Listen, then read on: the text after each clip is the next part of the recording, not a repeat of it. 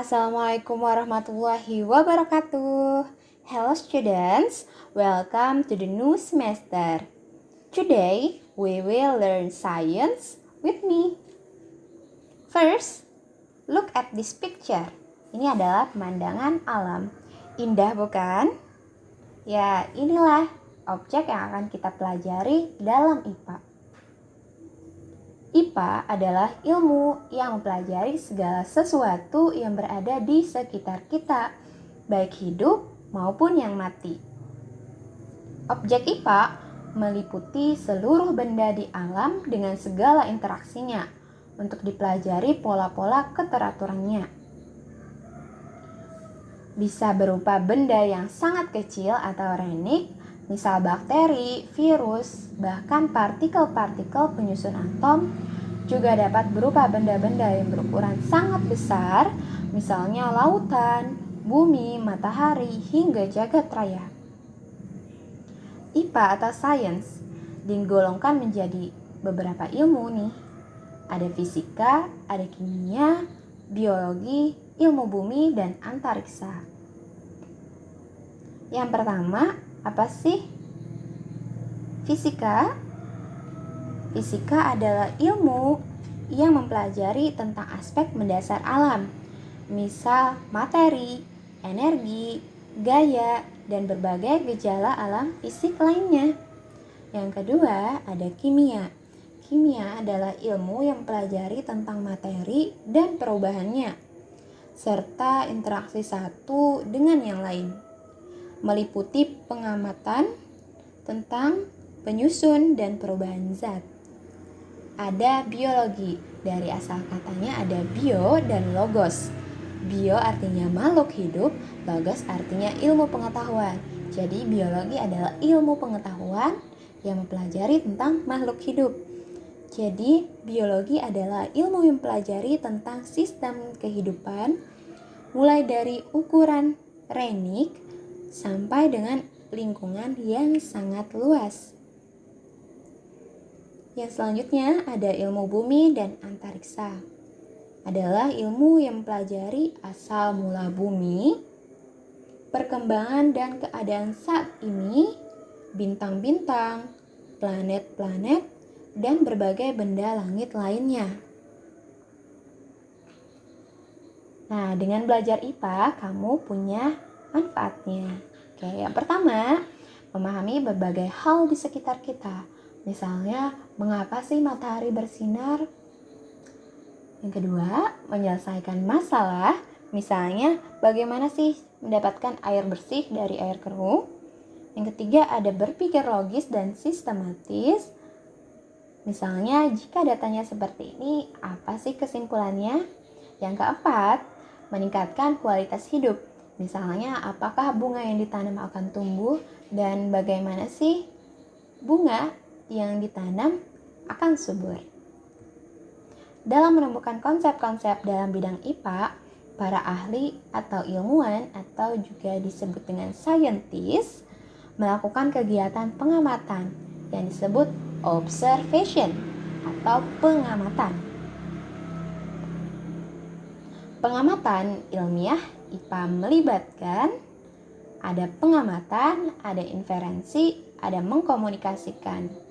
Jadi yang pertama ada pengamatan. Pengamatan menggunakan panca indera termasuk melakukan pengukuran dengan alat ukur yang sesuai.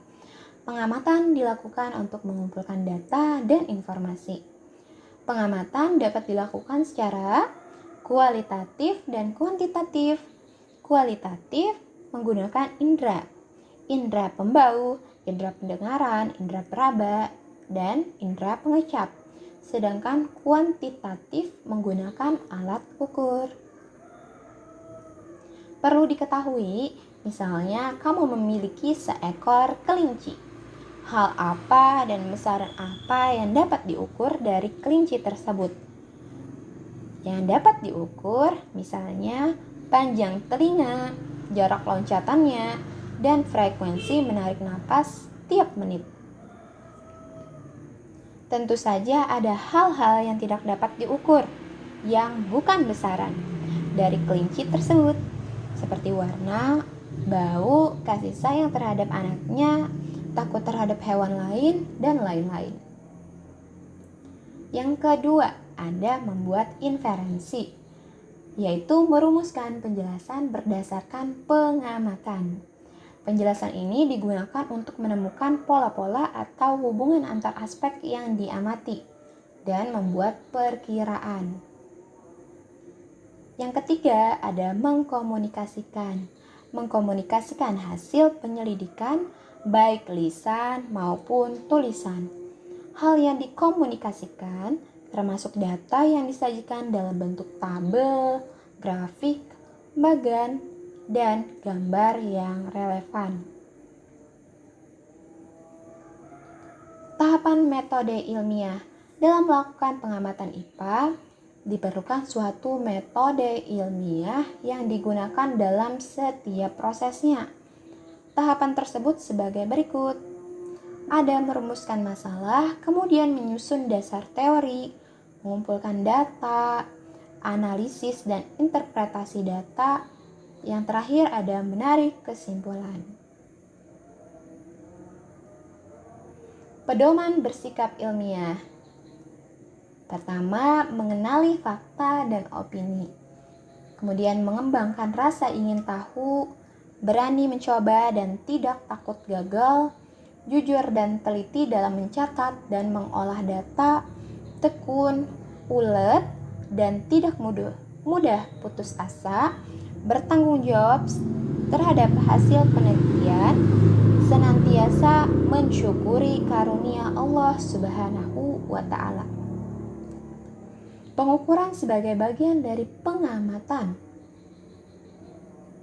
Pengamatan objek menggunakan indera merupakan kegiatan penting untuk menghasilkan deskripsi suatu benda.